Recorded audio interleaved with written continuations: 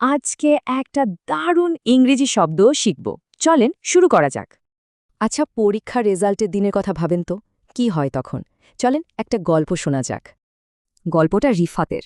রেজাল্টের দিন ওর সব বন্ধুরা তো টেনশনে অস্থির, কিন্তু রিফাত, সে একদম শান্ত, ফোনে গেম খেলছে, যেন কোনো ব্যাপারই না।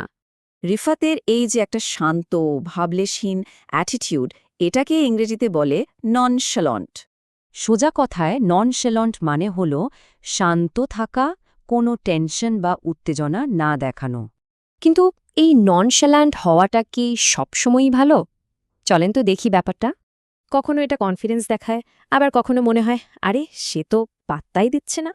আচ্ছা, এবার দেখি রিয়েল লাইফে শব্দটা কিভাবে ব্যবহার করা যায়, তাহলেই সব পরিষ্কার হয়ে যাবে।